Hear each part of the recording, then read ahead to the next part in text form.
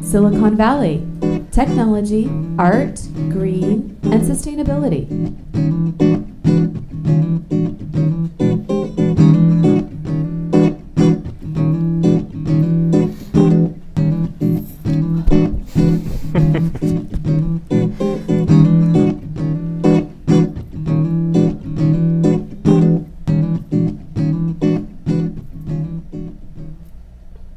Welcome to another episode of Silicon Valley Tech, Art, Green, and Sustainability, SVTAGS. I'm very honored today to have two gentlemen with me that just won a great award. Actually, your whole company did.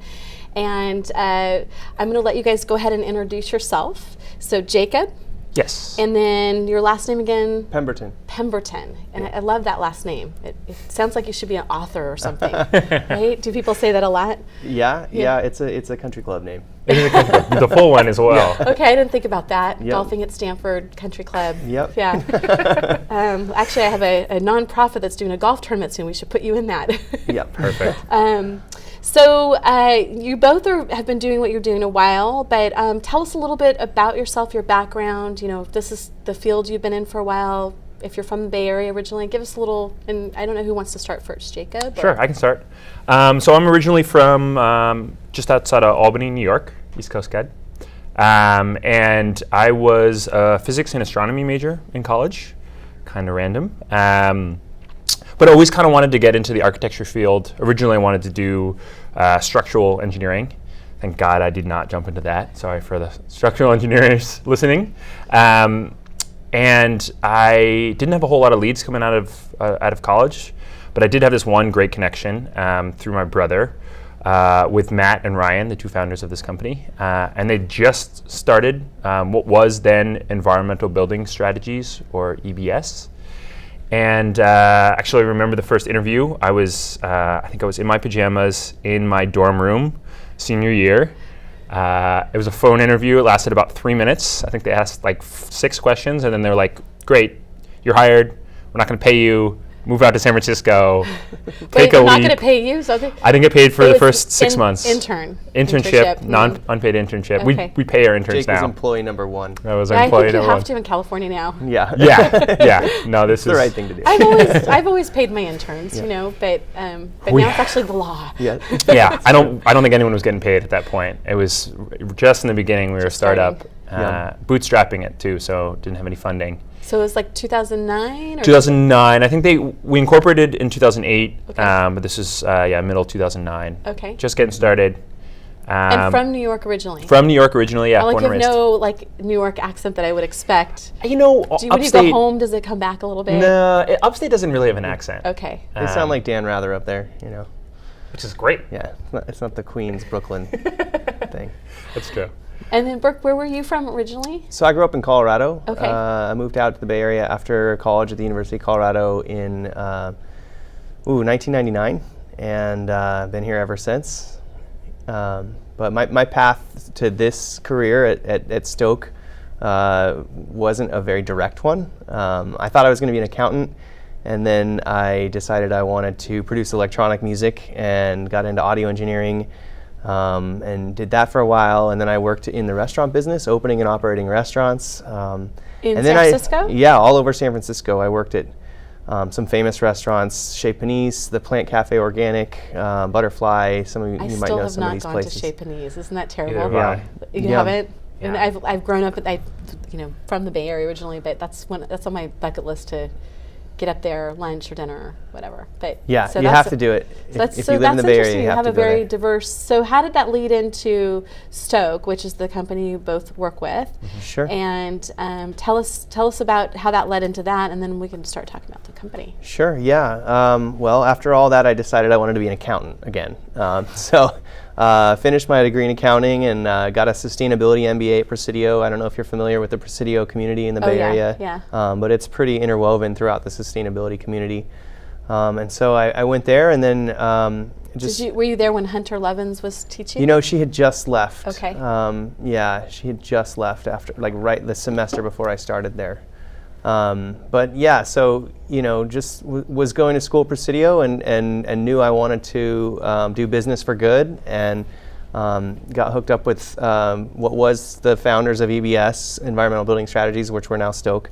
We just hit it off. I think I was employee number 4 or 5. And now we're pushing 30, and it's 10 years later, and a lot's happened. I think the we're going to tell you website's about. really great. I mean, it was nice to see all the folks in there who's you. working for the company. It's a really good website. So tell us about Stokes, and I'm going to pull up the first slide right now, which shows the lobby, or it shows your neighbor's lobby that you share with. Sure. So yeah, we share office space with DPR Construction, and we actually worked on this project, so it's kind of near and dear to our hearts. And it's a living wall, is that? So that's a living wall, one of the 2 living walls in the space. So this is a net zero LEED Platinum facility, one of the first net zero office buildings in San Francisco. Really cool building, has a really interesting history. Used to be a sugar factory at some point. Has this big barrel roof and this really kind of amazing feel to it. It's 2 stories, probably almost 50 feet high actually at the center. And yeah, so we share a space. And then it's LEED Platinum, and isn't this also the first place that they place the USGBC metering? So yeah, the dynamic plaque. Okay. It was one of the first buildings that have a dynamic plaque. Yeah. I couldn't think of the name. So that was actually after my time at USGBC. So, and then also here on the right, is that all reclaimed wood then we're looking at too? Yeah, so that's actually another really cool story. That's from a pier from the Transbay Terminal site. So they dug up where they put the Transbay Terminal now used to be essentially a bunch of piers, and they dug it up and they got some reclaimed wood from that. As well as I think there's also some reclaimed wood from an old hangar at Moffett Field. Wow. Yeah. Okay, we can pull that down. So the company's been around then for quite a while, and it's 9 years. morphed from its original company. Tell us about it then. Tell us about the company. Yeah, it's been a pretty organic and interesting transition. I know you worked with our founder at the USGBC back in the day. We started out as what some might call like a LEED shop, a green building shop, where we would help you. If you wanted to get your building LEED certified, we would help you go through that process. And there's all sorts of sort of extracurricular engineering specs that have to go along with that, like building commissioning or energy modeling. And we started outsourcing those services, and then we started bringing those services in-house. And over time, what we've really done is realize that we can have a lot more social and environmental impact and bring a lot more value to our clients by creating a more vertically integrated suite of services. And so we offer everything from project management, to where we can help you, manage and build out your project, your building project, or we also offer strategic sustainability services for some of our corporate occupier clients or master planning clients, where we're not just looking at a building, but we're looking at a whole sustainability plan and how it incorporates into your CSR plan as an organization. And so over the years, we've really added up, we have MBAs, architects, general contractors, finance people. It's a full services consulting firm now. So going back to the culture of the company, I'm going to pull up the next slide. You talked about culture a lot, or the website talks about it. Sure. So I'm going to pull up the next slide, and this is an Earth Day event that you guys did. Tell me about this. Yeah, well, what I love about this is we actually we have a lot of sort of employee crowdsourced groups that focus on different parts of the business, and one of them is called the GiveMo committee, or pod, which we call it, and they plan all of our organizing events for around volunteerism or giving back to the community. And this was an Earth Day event that we did in a local garden, where we took some students from a local junior high school, and we taught them how to put together this permaculture garden. And we had a permaculture expert there, and they harvested, and then they were able to make pizzas in the wood oven after the event. Oh, that's awesome. Yeah. And did all the employees come out for that, or was I would say a good majority typically show up for these events. It's never probably full amount, but most of the company usually tries to make it to these events. Yeah, this year Earth Day was actually on a weekend, so it was. This is like the Friday there was before. so much Earth Day stuff going on this year because it was on the weekend. Going back to the business and the business model again, sustainable building services, project construction management, real estate strategy, and management consulting. Tell me about that last one. How does that fit into what you guys do? So I found that really interesting. Yeah, I mean, we used to just focus on single buildings because that's where the work was coming from, but we decided that, consciously decided that to make a bigger impact, we needed to work with clients that owned a multitude of buildings and really help them set sustainability goals around their real estate. We figured that was the best way we could push the market, and it's really worked out great. And it scales anywhere from how their real estate impacts their overall carbon footprint to how you can brand the great things they do with their real estate. And so the slew services kind of spans a lot of different expertise. So is it mostly commercial projects then? We do a mix, actually, probably almost at this point half-half with tenant commercial. Improvements. So some tenant improvements, mostly kind of new construction ground up at this point on the commercial side, and then we do multifamily residential, which is obviously a big market. Locally, there's a lot of multifamily going up. And I really like multifamily because you get to make an impact on where people live. And they really have a strong connection to their house and making their house a more friendly, healthier space. And are you mostly San Francisco, or are there other branches too? So that's a good question. We are recently moving into a new Colorado office. We have a couple team members out there, and we've started doing a good bit of work out there. So did you get to go back to Colorado now? Yeah, that is kind of part of the plan. Nice. Our founder, Matt Macko, who also went to the University of Colorado, and our heart is really in that area, and that's a good market for us as well. I don't know if you know New Resource Bank. You've probably had them on the show at some point. No.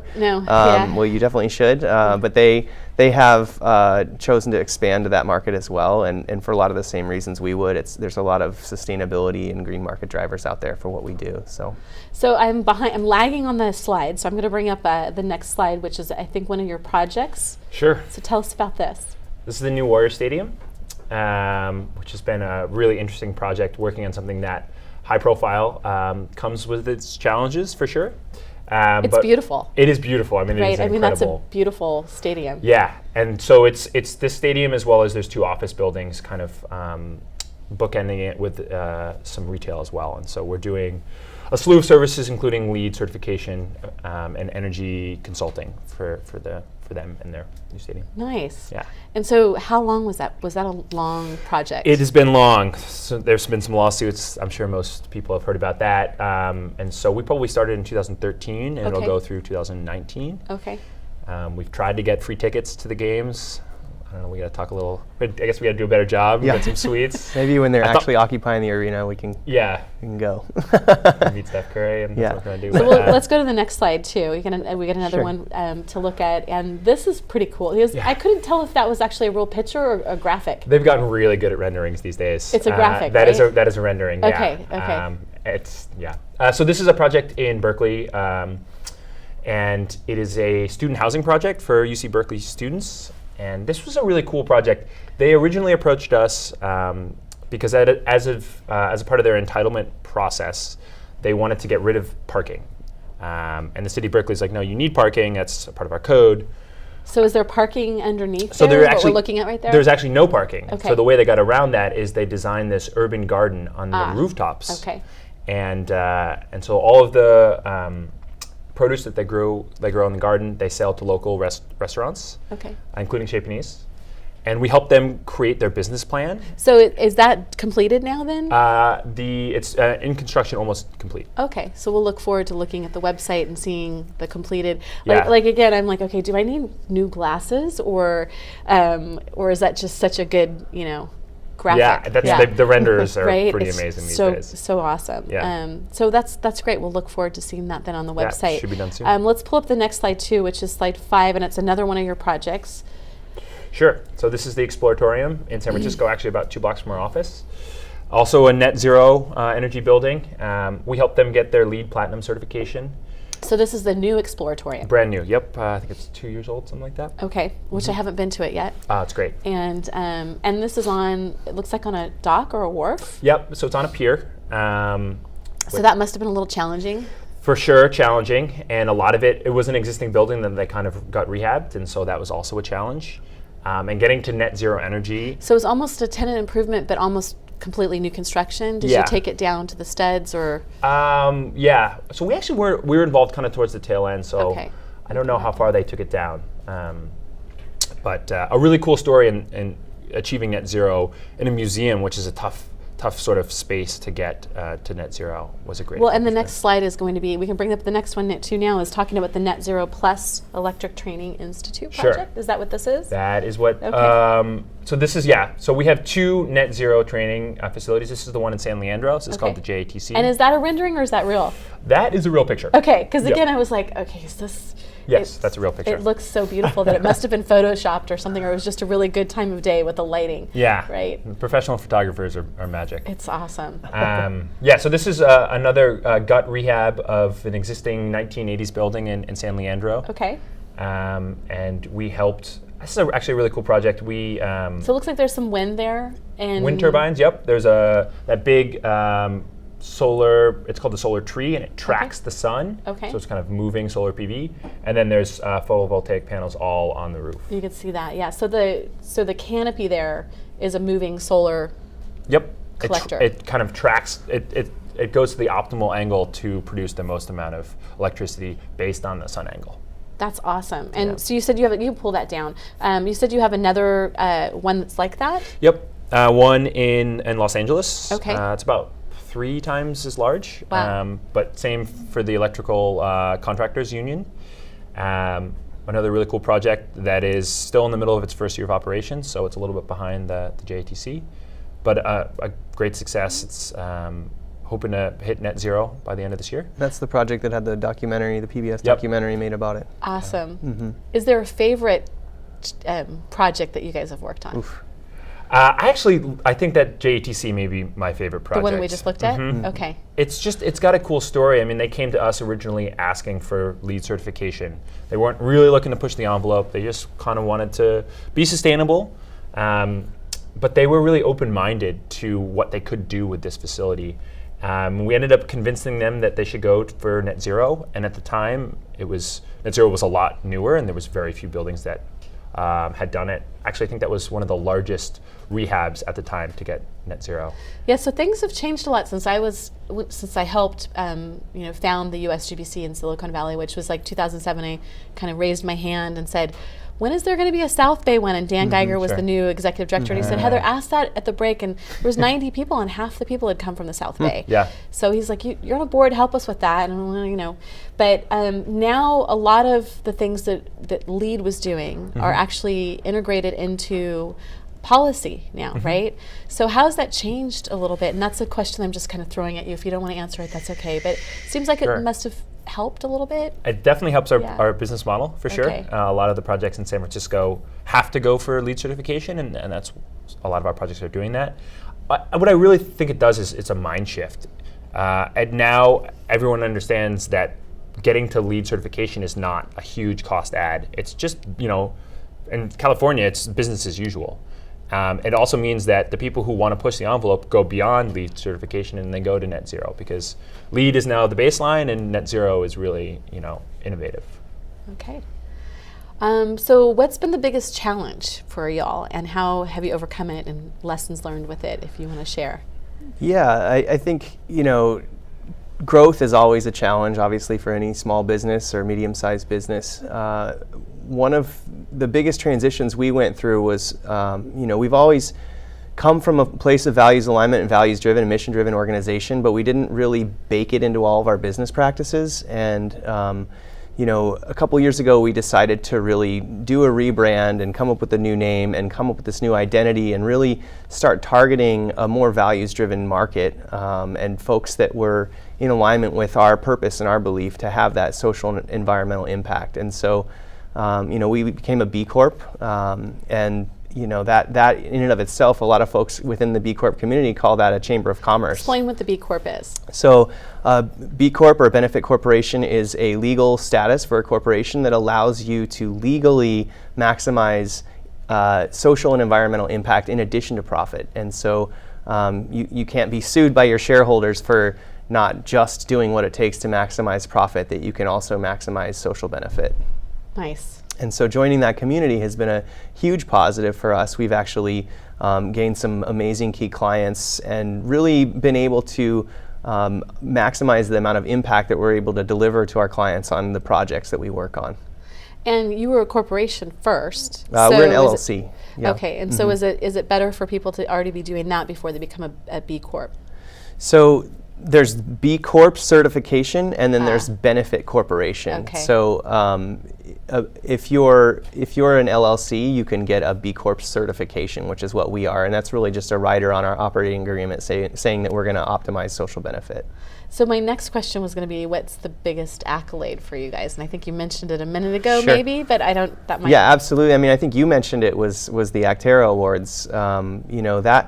That was really a pinnacle moment for us because we were able to sit there in a community of our peers and be recognized for the work that we're doing, but it was very humbling for us at the same time because we were able to see. Is it the first one? That's actually the second time we've won that award. The JATC won the Acterra Award, but we've never as a company won the award. Right, yeah, so we were able to be there to accept that, but to be amongst that community of peers and be acknowledged, and then just knowing how much great work everybody in that room is doing and being a part of that community, that was really special for us. So I was thinking about the documentary too. So tell us about that. So you were involved in a documentary? Sure. Yeah, so this was on our training center in LA, and it was PBS produced documentary. The Net Zero Plus facility. Okay. And PBS produced documentary partially about the project and the process, partially about the future of green jobs and how it's crucial to focus on sustainability for the future of our economy, really. And then also partially just about how you can get to net zero. That's a nice, concrete thing to strive for, and the documentary did a really good job explaining that it's not impossible, it's not going to break your budget. It is totally doable in the confines of how you approach a project. Okay, awesome. I'm going to pull up, I think the next slide will be our community help. Is there something that you guys need in the community? We can pull that down. Do you need people to blog about your jobs? I mean, we need inspiration. Okay. We need people to come up with amazing ideas to solve the problems that we're approaching as a society from a different point of view. I mean, we deal with these problems all of the time, but we come at it from one angle, and the community can come at it from a totally different angle. And we need that inspiration and those ideas. We've gotten very good at implementing on people's inspiration, and gathering additional inspiration would be super helpful in what we do. Events. Are you guys hosting your own events? Yeah, I think we're actually doing an event tomorrow night.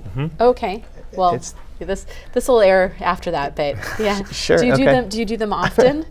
I think the best way to look at the events that we're doing is to either come to stok.com or send an email to hello@stok.com and subscribe to our newsletter. We're regularly participating in events. We do have a roadshow coming up where we're collaborating with the International Living Futures Institute on healthy building materials and ways to have a more healthy built environment. Freed? It is, yeah. Okay. ECF is a good friend of ours. He's been on my show a couple times. Oh, wow. Nice. Okay.